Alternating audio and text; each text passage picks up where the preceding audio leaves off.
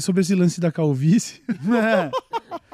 É foda porque... Calvície é foda, man. Tudo que a gente ouve sobre isso vai gerando revolta, vai gerando desgosto, né? Então, é de se compreender que muita gente não tenha estômago pra entrar nessa luta, né? Porque pra alguns tomar esse tipo de consciência, às vezes pode ser pesado demais, tá ligado? Tipo, mano, eu vou viver na alienação mesmo, tentando ganhar o meu, fazendo o meu, vou proteger minha família e fazer meu negócio, porque, velho, quanto mais a gente aprende sobre como funciona a engrenagem, mais raiva a gente sente, né? Porque depois também não dá pra voltar, né? Não volta, você não volta. Exatamente. Você não volta, tá ligado? Eu acho que tem assim, nesse processo dessa conscientização, eu tô falando aqui 100% hipoteticamente, né? Mas eu acho que são dois caminhos principais que são trilhados nesse processo. Primeiro, da depressão, da apatia total, né? Porque eu acho que é aquele momento que você passa a perceber que as coisas estão muito além do seu controle individual. Então eu acho que isso gera uma angústia fodida, assim. Porque você olha pra tudo isso e você olha e fala assim, caralho, eu não posso fazer nada. Tipo, meu Deus, vai ser tudo destruído, vai ser, tipo, acabou, né? Então eu acho que, e essa é uma coisa que vem falar muito, né? De vez em quando comentavam no meu Instagram, no meu trabalho, né? Agora que eu virei low profile sem querer, né? Forçadamente. Não, eu aderi ao minimalismo, né? A Meta aderiu ao minimalismo pra mim, né? É isso. A Meta te aderiu ao minimalismo. Exatamente. Vou te minimalizei, né? É isso. Mas eu acho que, tipo, conforme a gente vai sentindo, né, essa angústia, essa questão, o outro caminho que se toma muito para isso é de pensar, bom, alguma coisa precisa ser feita.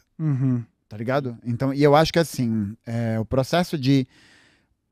Uma das coisas, né, que eu acho que o neoliberalismo faz, né, enquanto um sistema de gestão específico do capitalismo, né, porque eu acho que a gente também tem que tomar um certo cuidado, porque muita gente nesse lance, por exemplo, de criticar o neoliberalismo, entende? O neoliberalismo não como uma expressão da gestão do capital, mas o neoliberalismo enquanto um fenômeno isolado por ele mesmo, tá ligado? Então o capitalismo desenvolvimentista tá bom, o capitalismo keynesiano de Estado, ó, bacana, legal, né? Aí, foda. Então, tipo, acho que essa forma de gestão neoliberal, ela produz nesse lance da desumanização, né, na transformação da perspectiva do pensamento do direito em serviço, ela faz com que a relação das outras pessoas se estremeça, né? Se estremeça no sentido de que ela vai perder significado. Acho que por isso que a gente vive hoje uma sociedade de pessoas que expressam, né, essa insatisfação a partir da depressão, né? Porque a depressão é a expressão da apatia. E numa sociedade que te imperativamente faz gozar o tempo inteiro, você precisa viver intensamente, meu Deus, fazer várias coisas e ser produtivo e tal, qual que é a resposta imediata a esse processo? O fim do movimento, né? A desaceleração total. Então eu acho que essa tomada de conscientização leva um pouco para esse lugar. E esse processo da organização, né? Da organização em um partido, na organização para você conseguir... Não é só você fazer esse trabalho voluntário, né? Mas você conseguir ir para além do que está imediato. E para além do que está significado nessa imediatez do tipo, sei lá, eu vou fazer aqui uma luta para fazer, por exemplo, uma arrecadação. Né? Pô, isso é uma parada muito importante. Isso é um negócio que tipo, é muito importante. E é importante ainda mais a gente conseguir avançar em outra direção, que é entender que a gente precisa compartilhar um espaço político, porque são nessas relações, né, nesse reestabelecimento dessas relações, que a gente consegue ficar mais suave, até mais de boa, tá ligado? Porque você percebe que aquela angústia não é sua. Sim. Pô, eu vou falar um bagulho até com base em mim aqui, né, como foi, porque eu passei a me politizar muito mais ali pra 2018, quando realmente começou os rolês todo do Bolsonaro e tal. Até antes disso, não é como se eu não vivesse político, até mesmo não me relacionasse com ela. Mas eu vivia muito numa relação de tipo, eu preciso trabalhar, eu não tenho muito tempo pra isso, tá ligado? Que era tipo, pô, eu realmente tinha um trajeto de trabalho até o Washington Luiz que eu gastava 3 horas de metrô, de Itaquera até o Jabaquara, e pegava um ônibus ainda até o meu trabalho. Então eu não tinha muito tempo pra estudar, refletir, conversar e tudo. Eu passei a ter uma consciência maior quando eu vi o perigo do Bolsonaro chegando, que eu falei, mano, eu preciso mudar minha foto no Facebook pra mostrar minha posição. Foi o primeiro sinal ali, né? E ainda eu mudei pro Ciro. Mas esse era um processo muito inicial ali, era Haddad e Ciro na época. Não, era um processo muito inicial de consciência política também, todo mundo caiu. Geral, né? E eu sempre tive muita o quesito da posicionamento na questão racial, nessas questões, sempre fui muito ali por causa do rap, por causa de vários outros documentários, coisas que eu já vivenciava, sabe? Mas na questão de olhar e eu nunca desisti tipo, nossa, eu não posso fazer nada. Porque eu pensava que, pô, o Eduardo fala isso, a revolução começa a partir de nós mesmos, né? A partir do momento que você muda, você também vai querer mudar o seu parceiro e vai mudando com discursos e conversas. Então eu acho que é como chegar na galera que às vezes ela nem tá dentro desse assunto, saca? Tipo, pô, eu vim ter isso em 2018, sei lá, eu tinha 26, 27, 28 anos. Mas acho que é pensar o lance, mano, que não dá pra eu chegar em alguém e falar sobre isso. Sim. Não dá pra fazer isso. Não dá pra eu, por exemplo, chegar em alguém na rua, né? Chegar no cara que me atende no caixa da padaria e falar, vamos conversar sobre a privatização dos presídios, né? Exatamente porque, tipo, muitas vezes não existe estabelecimento daquilo que é fundamental e que a organização pode promover nesse sentido, que é a relação. Tá ligado? Porque, tipo, da mesma maneira como a gente começa um processo dentro da gente, eu acho que a gente nem recebe ele de fora e nem começa dentro. A gente opera numa lógica dialética, na lógica de que ao mesmo tempo que a gente é formado inteiramente por várias relações, simultâneas, todas ao mesmo tempo, a gente forma elas ao mesmo tempo. E a gente as supera, a gente as nega, elas nos nega, e aí o bagulho vai funcionando nessa proposição. Então, tipo, não tem como você... Não tem como... Eu acho que não tem até uma boa leitura de situação para eu chegar em alguém e começar a destrinchar essas coisas. Porque, tipo, qual que é a legitimidade que eu tenho diante da outra pessoa nesse sentido? Nenhuma. Por isso que é importante, tipo, a gente estar presente e até a gente fazer um elemento que é bem interessante para a gente poder pensar até qual que é o significado do lance de trabalho de base.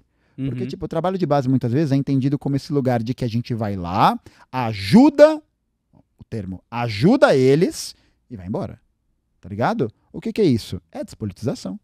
É você transformar aquele sujeito em um sujeito, muitas vezes, da questão imediata.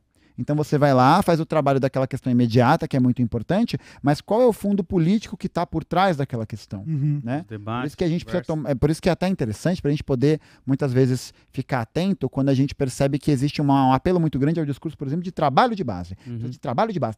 Mas o que significa esse trabalho de base? O que significa a gente chegar próximo de um trabalhador para poder conversar com ele sobre essas questões? Porque não adianta nada eu fazer um trabalho de base que rebaixe o discurso político. Não adianta nada. Não, tipo... a função, né, da ideia do partido de vanguarda, né, do partido de que vai fazer esse processo de liderança, né, do partido comunista, né, e assim, tô falando do partido comunista marxista-leninista, por quê? Porque foi o que conseguiu construir alguma coisa. Foi o que a história mostrou que construiu alguma coisa, tá ligado? Que conseguiu fazer isso por um período maior de tempo. Qual que é? Não é você... Não é tipo uma corrida para o fundo, sabe? Do tipo, eu preciso chamar mais pessoas para todo mundo fazer parte do meu movimento, tá ligado? Por quê? Porque existe um motivo pelo qual as pessoas, a gente tá nesse lugar, porque as pessoas estão no lugar da alienação, estão no lugar, muitas vezes, da leitura muito economicista da realidade, que é tipo, o cara vai fazer, por exemplo, uma greve por melhores salários, né, por exemplo, e às vezes as greves econômicas não têm tantas relações com greves de caráter político. Certo. Porque você pedir uma melhoria de trabalho não necessariamente significa uma mudança, uma greve de caráter político, tá ligado? Às vezes é meramente salarial a parada. Tipo, tem um caráter dessa brisa econômica, né, da atividade imediata, ali do imediato. Então, tipo, a gente precisa entender, a maior parte dos trabalhadores estão imersa nessa lógica. Está imersa em programa policialesco, está imersa em programa de true crime, está imersa em um monte dessas coisas que criam esses mecanismos que vão fazer elas reproduzirem esses mecanismos, né? E aí a alienação, o trabalho, o cansaço, a privação, a violência, tudo isso vai, o bagulho vai, né?